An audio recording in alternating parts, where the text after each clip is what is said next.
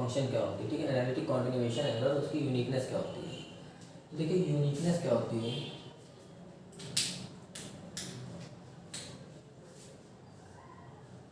Uniqueness of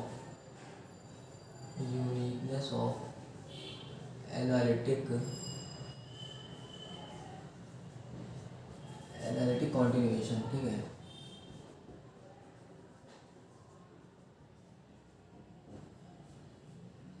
अब देखिए uniqueness क्या होती है एनालिटिक कॉन्टिन्यूएशन की, कि एनालिटिक कॉन्टिन्यूएशन ये बोलता है कि there can not be more than one analytic continuation of a function in the same domain. मतलब कि अगर कोई फंक्शन ले रहा है, कि इसका मतलब ये हुआ कि हम ये कहना चाह रहे हैं कि अगर मानिए कि हमने फंक्शन f1z लिया, ठीक है, यानी कि एक देखिए ये हमने का दो डोमेन हमने जैसे बनाए थे पिछले वाले में, सेम कुछ हम ऐसे ही बनाते हैं कि हमारा डोमेन d1 है और एक हमारा दूसरा डोमेन है d2, ठीक है। सिंपल सी बात है कि हमारा डोमेन d1 है, ये हमारा डोमेन d2 है। इसमें फंक्शन हमने f1z लिए थे, जैसे कि हमने कहा था यहाँ पर फंक्शन f1z होगा और हमारा फंक्शन यहाँ पे हो जाएगा f2z एनालिटिक हो जाएगा इस डोमेन में।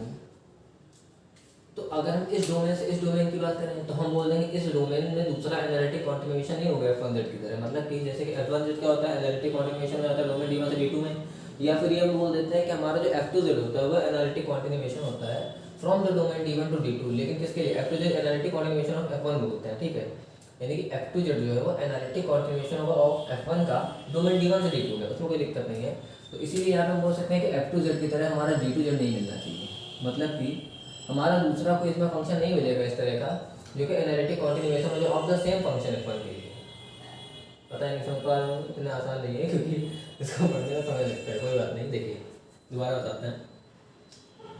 हमारा कहने का कोई मतलब ये था कि हम देखिए जैसे डेफिनेशन हमने पहले क्या बोला था, हमने ये बोला था कि हम या तो इधर से ये बोलते हैं कि f1z जो है वो कि एनालिटिक कॉन्टिन्यूएशन हो जाएगा किसका, f2z फंक्शन का from the domain d1 into the domain d2 via the domain d12। ये हमारा डोमेन नहीं होता, वैसे ये इसमें कॉमन पार्ट होता है जो कि इसको हम d12 बोलते हैं, ठीक है। वह तो कॉमन पार्ट d12, ठीक है। या फिर इस चीज़ को ये भी बोलते थे कि हमारा जो फंक्शन f2z हो जाएगा वो एनालिटिक कॉन्टिन्यूएशन होगा ऑफ द फंक्शन f1z का from the domain d1 to d2 via d12। तो हम ये बोलना चाह रहे हैं कि यहाँ पर यूनिकनेस इसकी ये कहती है कि there can not be more than one analytic continuation, यानी एक से ज़्यादा ऐसा एनालिटिक कॉन्टिन्यूएशन नहीं हो सकता फंक्शन का इन द सेम डोमेन, यानी कि सेम डोमेन के लिए। यानी कि देखो डोमेन यहाँ पे सेम ही चल रहा है, तो यानी कि अगर f1z जैसे f2z एनालिटिक कॉन्टिन्यूएशन है तो यहाँ पे दूसरा एनालिटिक कॉन्टिन्यूएशन g2z नहीं मिल सकता। तो अब हम इस चीज़ को देखें कैसे प्रूव करते हैं,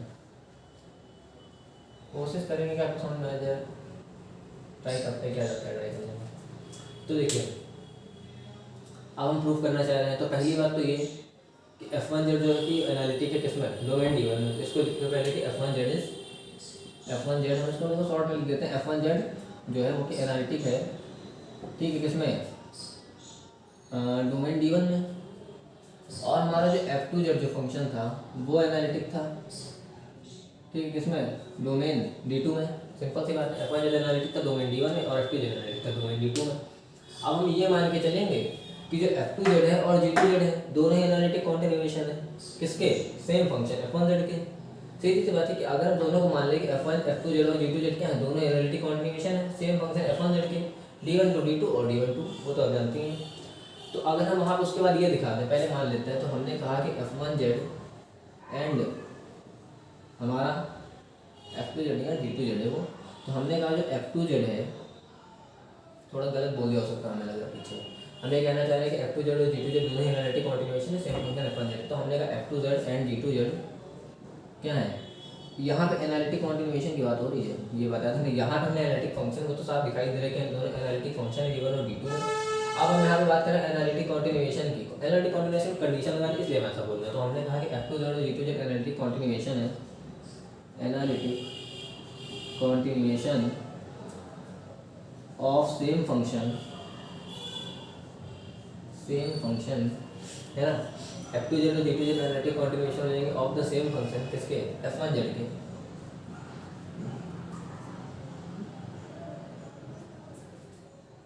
from domain d1 to d2 via d12। इसमें है कुछ नहीं, बस इसमें खाली दिमाग का थोड़ा सा खेल है और कुछ नहीं है।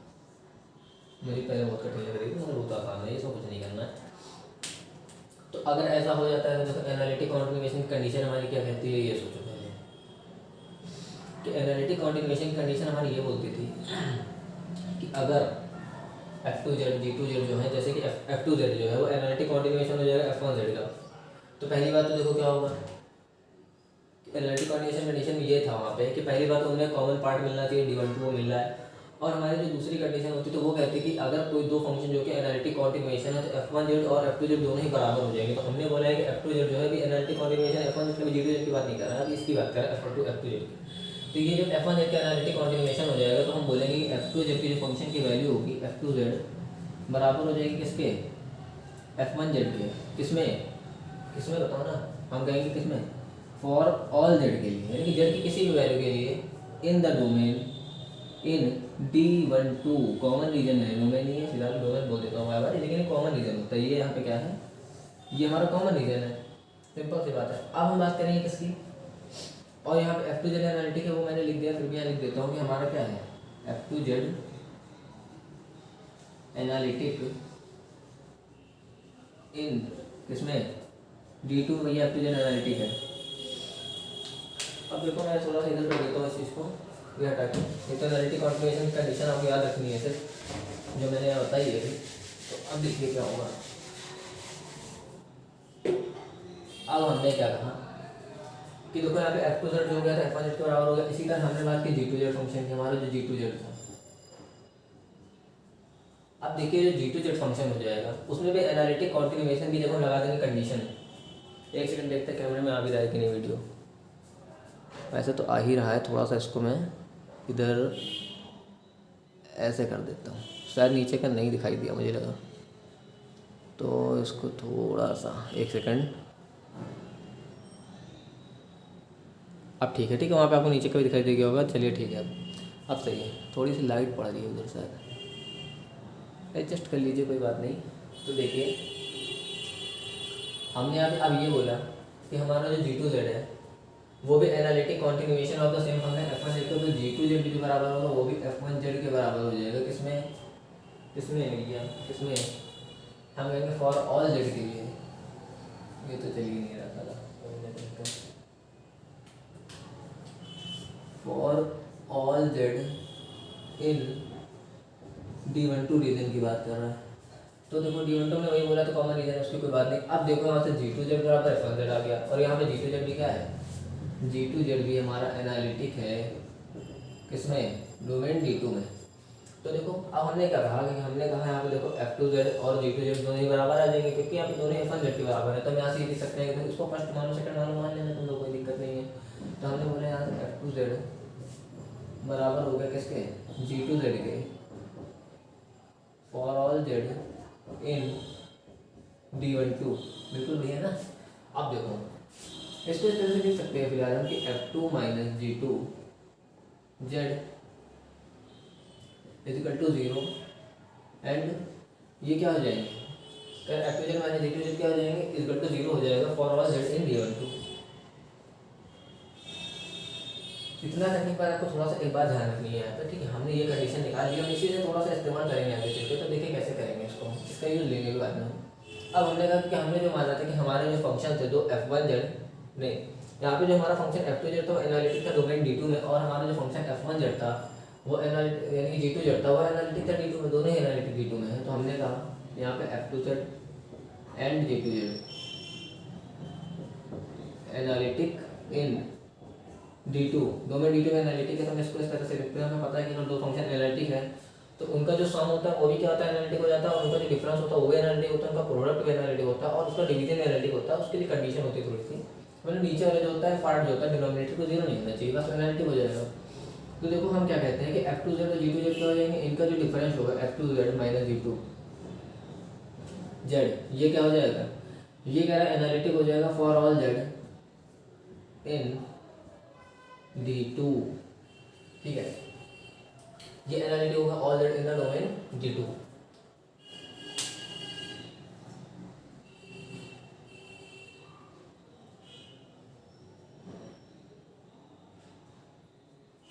अभी तो एनालिटिक दिखा दिया हमने, मगर एक सेकेंड,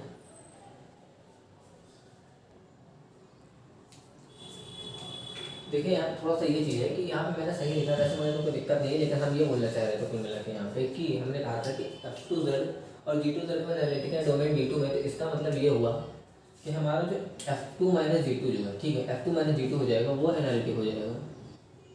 ये क्या हो जाएगा, एनालिटिक हो जाएगा इन डोमेन D2 में। अब हमें ये वाली कंडीशन उसमें लेनी है कि हमने क्या देखा था, हमने ये कहा था भैया कि F2 minus G2 into Z बराबर 0 हो रहा था for all Z in D12, यानी कि अगर जो D12 रीजन है, ठीक है, और दोनों ही फंक्शन जो है कह रहा है कि उस रीजन के एवरी पॉइंट पे, यानी कि हम यही तो बोल रहे थे कि इस रीजन में क्या होनी चाहिए, दोनों ही फंक्शन के कह रहा है कि एवरी पॉइंट पे क्या होनी चाहिए, दोनों फंक्शन की वैल्यू बराबर हो जाती है। हम यही तो बोल रहे थे कि अगर ये कॉमन रीजन की जब हम बात कर रहे थे तो हम कहते हैं उसके एवरी पॉइंट पे फॉर ऑल जेड के लिए जो हमारी फंक्शन की वैल्यू क्या हो जाती है, बराबर हो जाती है। और फंक्शन जो होते हैं वो क्या होते हैं, दोनों ही अलग अलग फंक्शन D1 और D2 पे क्या होता है, एनालिटिक होते हैं। तो ये सोचो कि अगर जो फंक्शन D1 में एनालिटिक है, फंक्शन D2 में एनालिटिक है, तो क्या इस रीजन में फंक्शन एनालिटिक नहीं होगा, फंक्शन इस रीजन में भी तो एनालिटिक होगा, क्योंकि इस पूरे में तो आ रहा ही है और इसमें भी एनालिटिक हो जाएगा F2Z फंक्शन। तो इसका मतलब ये हुआ कि हमारे F2Z, F2 और G2 एनालिटिक है D2 में। तो हम इसको इस तरह से समझ सकते हैं कि अगर ये इस रीजन में एनालिटिक है, F1Z, F2 और G2 में एनालिटिक है, ठीक है, तो हम ये बोल सकते हैं कि जो फंक्शन की वैल्यू हो जाएगी वो किस रीजन में बराबर हो जाएगी। तो हम ये कहेंगे कि भैया F2 माइनस G2 Z जो हो जाएगा वो तो वैसे ही दिखाई दे रहा है कि भैया जब इसको दोनों को जब हम बराबर कर देंगे उस रीजन में तो बराबर हो जाएगा 0 के, ठीक है। तो हम ये बोलेंगे F2 माइनस G2 Z बराबर 0 हो जाएगा फॉर ऑल Z इन, अरे यार, for all Z in D, अरे यार D12 नहीं है यार, D2 रीजन के बाद होने लगी है, ठीक है, इन D2। अब देखो थोड़ा सा इसको हम समझ लेते हैं, पता है कि यहाँ पर लोगों को कन्फ्यूजन होगा, फिर बाद में कहोगे कठिन का तो समझ लिया, कोई बात नहीं, कठिन तो है, लेकिन ये कहना चाह रहे हैं कुल मिला के कि हमारे जो दो फंक्शन है, एक ही हमारा डोमेन D1 था और ये हमारा डोमेन इस तरह से D2 बनता था। यहाँ पे हमारा फंक्शन F1 था Z और यहाँ पे F2Z फंक्शन था, और हमने यहीं पे फंक्शन F2Z की जगह G2Z भी लिया था, और हमने ये बोला था यहीं पर हमने फंक्शन G2Z भी कंसीडर किया था, किसके लिए, हमने फंक्शन G2Z भी यहीं पे कंसीडर किया था जो कि सेम कह रहा था एनालिटिक कॉन्टिन्यूएशन था F1Z का। अब देखो F2Z और G2Z दोनों ही क्या हैं, एनालिटिक है D2 के अंदर। तो इसका मतलब ये हुआ कि इस सेम रीजन में जो हमारा ये वाला रीजन आ रहा है, स्मॉल वाला रीजन आ रहा है, इसमें तो एनालिटिक है, ये दोनों तो तुम्हें पता ही, इसके एवरी पॉइंट की फंक्शन की वैल्यू बराबर हो जाती है। और हमने ये दिखाया कि F2 माइनस G2 जो हो जाएगा यहाँ पे क्या हो जाएगा, एनालिटिक कॉन्टिन्यूएशन हो जाएगा D2 का। तो F2 minus D2 every points पे एनालिटिक है। तो फिर इसके लिए थोड़ा ठोस सबूत चाहिए, अभी मज़ा नहीं आ रही है। ये क्या, तो हमने एक देखो ये दोनों फंक्शन जो हो जाएंगे, कह रहा है F2 माइनस G2 जो हो जाएंगे वो हमारे एनालिटिक होंगे डोमेन D2 में। अब हमने क्या कहा कि F2 माइनस G2 जैसे कि हमने देखा था कि दो फंक्शन जो हो रहे थे, जैसे कि D12 क्या है, D12 हमारा जो है एक तरीके से D का पार्ट है, और हमारे जो F2 और G2 फंक्शन है दोनों ही एनालिटिक हैं। तो इसके लिए हमारी कंडीशन होती है सीधी सी, हम जैसे इसमें बकवास नहीं करेंगे कि इसमें कुछ भी क्लियर ये दिया नहीं है और इतना ज़्यादा नॉलेज मुझे भी नहीं है, तो सीधी सी बात है मैं इसको बताता हूँ। ये होता है इसके लिए कंडीशन होती है कि जैसे कि ये फंक्शन जो है कह रहा है कि एनालिटिक है इन द डोमेन D2, मैंने कि जो फंक्शन की वैल्यू आ रही है F2Z माइनस G2Z हमने अभी निकाली है, F2 minus G2 into Z function के बाहर Z लिखते हैं और बराबर 0 हो जा रहा है for all Z in D12। तो इसमें ये बोल रहा है कि मतलब जो D12 है वो किसका पार्ट है, D12 एक तरीके से कॉमन पार्ट हो जाएगा, D2 का भी तो पार्ट है ना ये, तो D12 D2 का पार्ट है और दोनों ही फंक्शन F2Z और G2Z क्या है, एनालिटिक है पूरे D2 में।